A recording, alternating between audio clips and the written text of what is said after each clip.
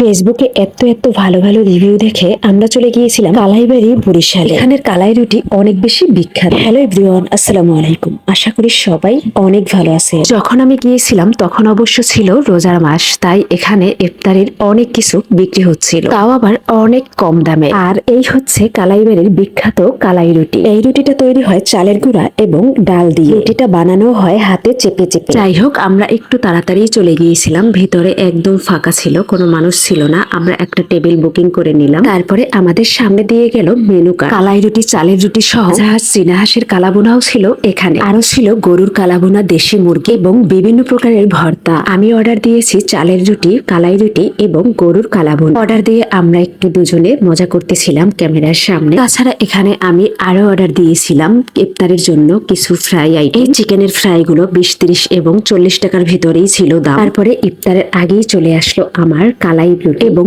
চালের রুটি, আরো চলে আসছে মজার মজার ভর্তা। আমার মূল আকর্ষণ হচ্ছে এই কালাই রুটিটার উপর। এটা আমি কখন খেতে পারবো এটাই ভাবতেছিলাম ধরে ধরে। যাই হোক, ভাবতে ভাবতে আমার কালাভুনাটাও চলে আসছে। এর মাঝখানে আজান দিয়ে দিয়েছে। এখন আমরা ইফতার করতেছি। কালাভুনা দিয়ে রুটিটা ট্রাই করতেছিলাম। সত্যি কথা বলতে গাইস, আমি যতটা আশা নিয়ে এখানে এসেছি ততটাই আমি নিরাশ হয়েছি। কালাভুনাটা আমার কাছে খুব একটা ভালো লাগেনি। কালাই রুটির স্বাদও ছিল এভারেজ। আমাদের বরিশালে কিছু কিছু ফুড ব্লগার আছে, ওরা সব কিছুকেই ভালো বলে, এমন ভাবে ভিডিও করে বা উপস্থাপন করে বাজে টেস্টের খাবারগুলো খুবই লোভনীয় লাগে। ওদের ওই সমস্ত ভিডিও দেখে আমাদের মতো সাধারণ পাবলিকরা গিয়ে টাকা নষ্ট করে চলে আসে। আমার মতো যাদের টাকা নষ্ট করার ইচ্ছা আছে তারা গিয়ে এখানে খেতে পারে। এইটার লোকেশন হচ্ছে বরিশাল সিএমবি রোড, গ্লোবাল ইউনিভার্সিটির ঠিক সামনে। দেখা হচ্ছে নেক্সট ভিডিওতে। আল্লাহ হাফেজ, আসসালামু আলাইকুম সবাইকে।